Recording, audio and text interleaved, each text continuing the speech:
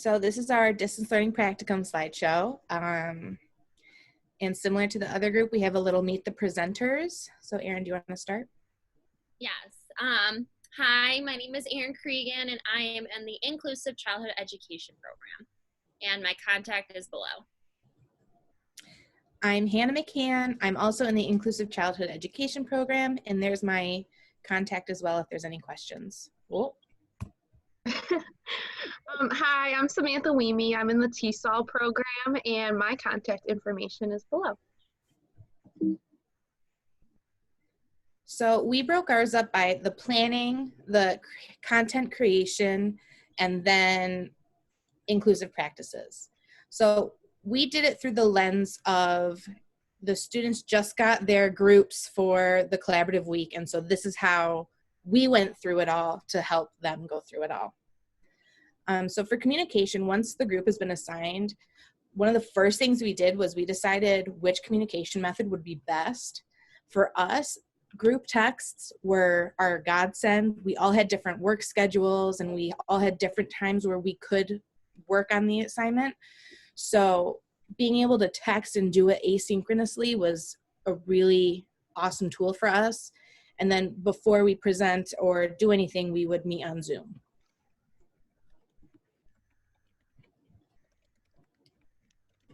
So in terms of the classroom format, we did use Google Classroom. That is just because that required the least amount of editing. At that point, we had a lot of expertise on using Google Classroom. And with that said, too, we know a lot of districts use Google Classroom, so we thought that would be a great learning experience for all of us going into jobs or applying for jobs that most likely use this Google Classroom platform.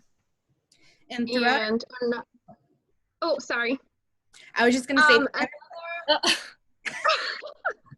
another example that you could use for presenting your information to your students would be this Google website. And I used a Google website for previous assignments throughout this course. And so this is my ESOL page, and by clicking the different tabs on there, you can find the different assignments. It's just another way that you can present your content. Throughout our presentation, we have links embedded. So instead of us clicking on all the links, we're going to share this with Dr. Sturm so that students can have access to this, and then they can navigate the links themselves. So if we don't click on things, that's why. So how we went about choosing our topic. First, I want to say our group really collaborated like amazingly. It was a great experience. We all got along really well together, and we just, once we had our idea, it just blossomed. So first what we did was basically you should discuss the following topics. So we first talked about our previous topics that we had all chosen in the past, because those would be off the table for this assignment that we collaborated on together. And then we went and we discussed our interests. We talked about any topics that we just maybe threw out onto the table, like, oh, here are different ideas that we could talk about. We talked about inferencing or making inferences. But then we checked with our state standards, and we realized that making inferences were not going to be a second grade standard. So we took our ideas that we threw out and we aligned them with our state standards. And after we looked at our ideas and our interests, we selected a standard that was close to the topic that we had really liked. Then we went and we brainstormed essential questions, objectives, and assessments. And then we went and completed the block plan once we had our topic.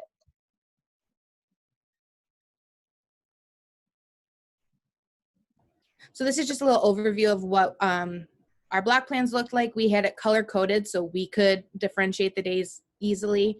We had our content objectives and our language objectives, and ours are riddled with links, which Erin is going to talk about later.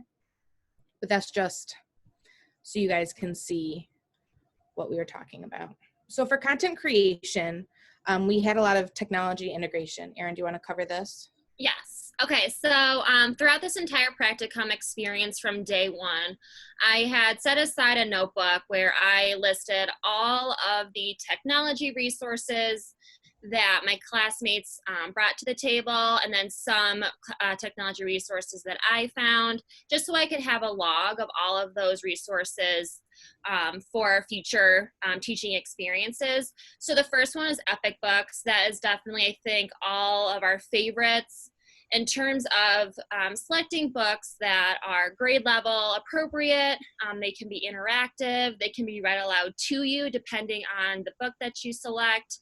It really is just a great free resource that I used throughout this entire practicum experience. YouTube, everyone should be really familiar with YouTube at this point. This was a great resource to get really cool instructional videos, but also a platform for you as someone that is recording yourself to upload your video and then embed it in whatever slideshow or classroom assignment that you're doing. So that's just a way for teachers to put their videos in. Quizlet was mentioned a lot earlier. It's just really helpful for students that need that vocabulary support. Flipgrid was talked about as well earlier. It's just such a great interactive technology resource where students can really respond to the prompt in so many different ways depending on their strengths and their skills. Microsoft OneDrive, Sam, you use this. If you want to go ahead and touch on this. Yeah, so when we decided that we were going to do our read aloud of, I think it was Alexander and the no good, horrible, terrible, very bad day. And so we wanted to actually read the book to our students, but we didn't really want to like have a video of ourselves holding the book because we wanted to make sure that our students could really see the page and see the pictures up close. So what we did was we created a PowerPoint presentation and I took a picture of every single page and I uploaded it to the presentation, and then we recorded ourselves actually reading each page so that students could hear the teacher reading fluently and with expression, and we just kind of modeled reading. And then we uploaded that on our read aloud clips. We uploaded onto our presentation, and then through OneDrive, we were able to share it. So it's kind of like using slides and sharing it, a slide with the world, but it's just through Microsoft. So that was a nice tool. Yeah. Below are all those pictures, which are additional technology resources that we used. They're all linked up to the actual website. So if you are looking to implement any of these technology resources, you just click on the picture, it'll bring you right to the homepage. Just starting from the left, there's Google Forms, Loom, Newsella, which is very similar to Epic Books, but there's more informational texts. That's for the Google Slides. The Nearpod, which was mentioned earlier, is such a great interactive game tool and slideshow. That's the Google Jamboard picture, which was really great for graphic organizers in a very interactive way to get the students involved. Pear Deck, which was mentioned again earlier. Thanks, Karen, you did a great job introducing that. And then the Poll Everywhere, which Hannah introduced me to. Another great way to really get all those students engaged in different ways rather than just sitting here with a PowerPoint and a teacher just speaking to them the whole time. So when we were making the materials, we really just had a couple of questions in our minds that we asked ourselves and we discussed, just so that we could, so we had our students in mind when we were creating our presentation, but we also had questions that we talked about. So what we needed to think about when making materials were, we kind of needed to step into the shoes of our intended audience. Who are our students that we wanted to be teaching? And how would they react to what we're putting on their screen for them to learn? We also wanted to brainstorm which supports that you would, or we would include for our diverse learners. So in our classroom, we had SPED students, we had ESL students, and then we had students that were on grade level or higher. So we wanted to make sure that we had supports for all of these diverse learners in our room. So here's a link. We're not going to click on it right now, but it's just an example of a presentation that we had that involved a lot of visual supports and even videos on a lesson. So then we also thought about how can we make our content interactive? So how can we get our students invested into our presentation or whatever mode that we were using? So here is a link. Basically, it's just a presentation for where students could actually type into our presentation, answer questions that we had for them, just to fuel our content and to make it engaging. We also considered, how do you want to present your content? What did you want to use? All those resources we had on the previous slide, which ones were we going to use to present our content, and why? What would be our reasoning behind it? We also thought about including audio voiceovers and visuals because we wanted to really make sure that our content was accessible for all learners. And then we also provided additional individual support time or the open window of time for students to work one-on-one with us. So here are just examples of our content, and each one has a link to a different presentation, but we use a lot of graphic organizers. We use the Oreo strategy for beginning, middle, and end. We use the RAD strategy and this graphic organizer, the question, restate. This just has more support for our students. We also have videos that we used and a little bubble for students to answer a question on after they watch the video or before. We have this presentation about types of communities, and this is just like content.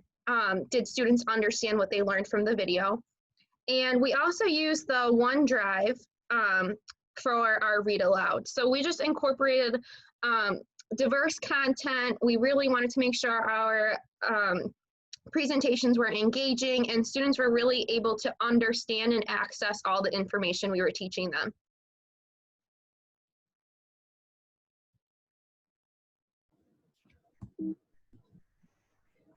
Ooh. How do you go back? It's not letting me go back. Sorry, 1 second. Okay, so sorry about that. Uploading and organizing the content. So this is something that's really important. For Rochester City School District, we utilize Google Classroom, and we were told to heavily utilize it during the COVID. So finding ways to make it accessible for all students, especially second graders, was really important.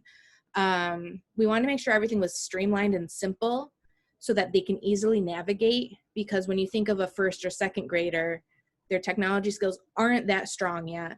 So making sure that they could navigate independently or with minimal support was very important. We also made sure that only posts that were meant to go in the stream were in the stream. So there's a video here that I recorded going over how the different settings for the stream are set up and how to get to the stream where it's just the posts, no assignments or anything like that.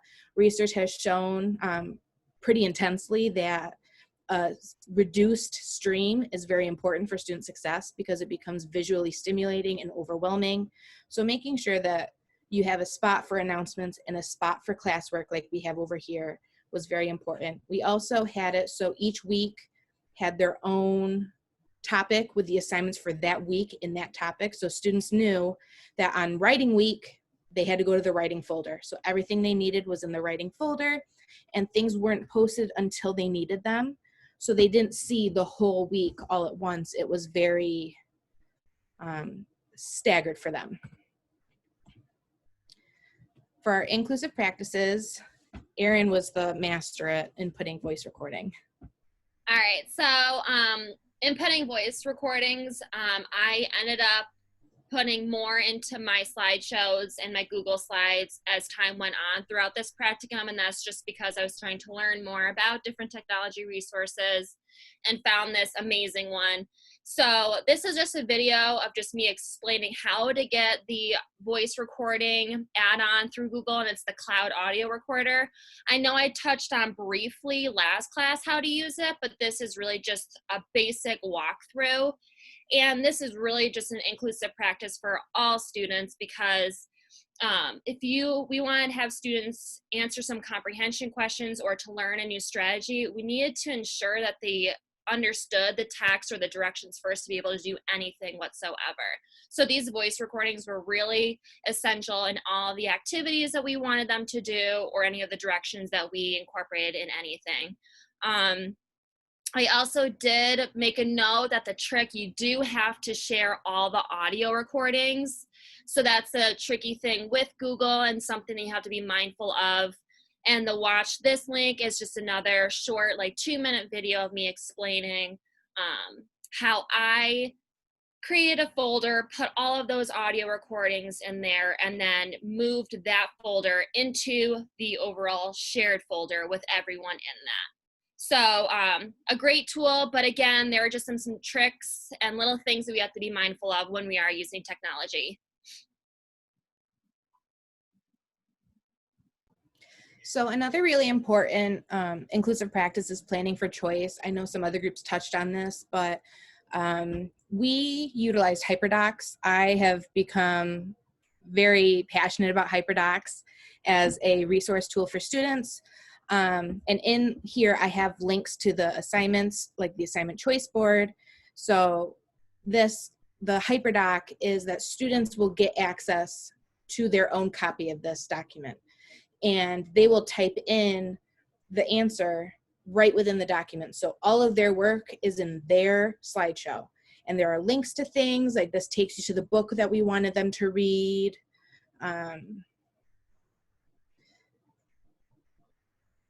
If you go through and look, there's videos we want them to watch and to answer the questions. Here are all of Erin's little voice inputs. And students just had to choose 4 of the 6 assignments, and all of them address the standard or the objective. And so we found HyperDocs to be very useful, and they were an easy way to differentiate as well. Here's a video explaining and walking through how we utilize HyperDocs more extensively, including going over the exit tickets and all of that. There's a link here and here. Yeah. And for our ESL population, we really wanted to make sure that these students weren't really lost in what we were teaching. So how we chose to support our ESL population, really explicitly teaching them how we wanted them to answer our prompts or anything.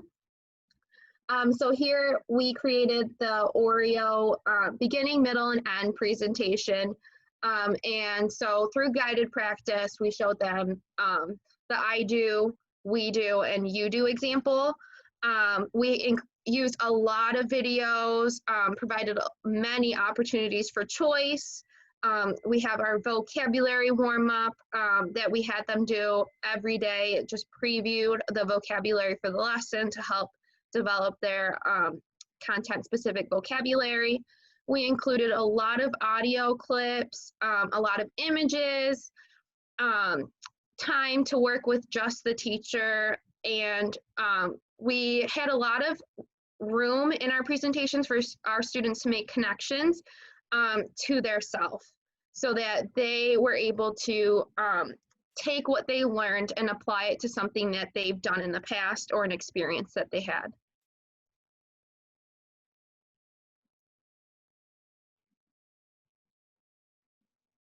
So this was just a quick overview of the references and the resources and the research-based strategies that we used from the beginning of practicum all the way to the end. I think a lot of people use the gradual release of responsibility throughout the Monday to Friday week. It's just such a great way to start your Monday off with the I do. Your Tuesday, Wednesday, or Thursday is the we do, and then that Friday is that summative day where we see the you do.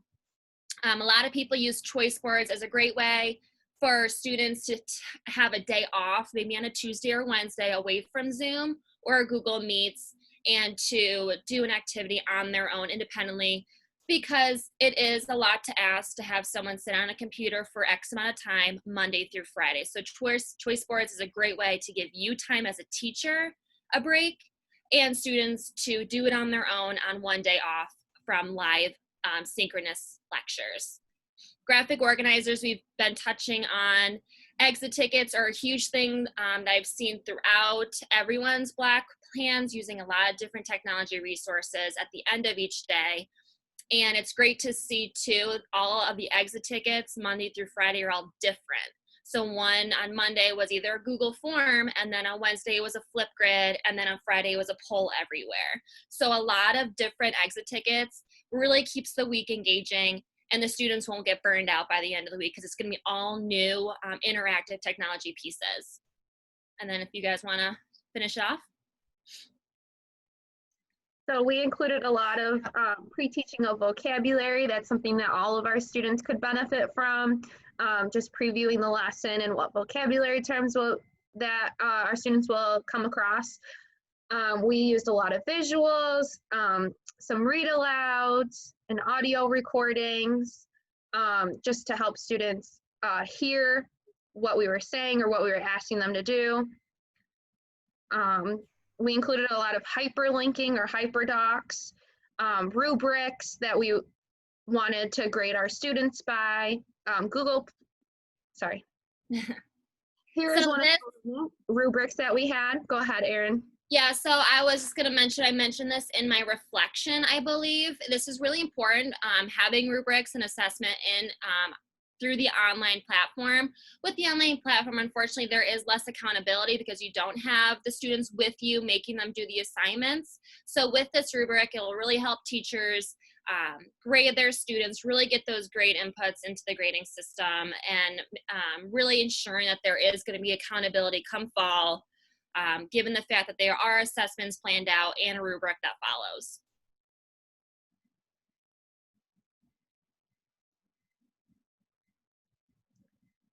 We used Google-based platforms, and backwards design was used. That's how we started planning.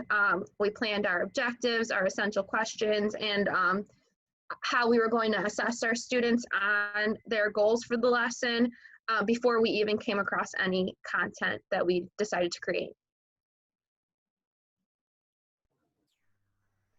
We wanted to end our slideshow with a nice reminder for all of the teacher candidates to take a breath, that we'll get through the digital distance learning, and we're all new teachers with this. There are no experts at digital distance learning right now because it's brand new. It will be okay. You got this. Just keep swimming, and we'll make it through.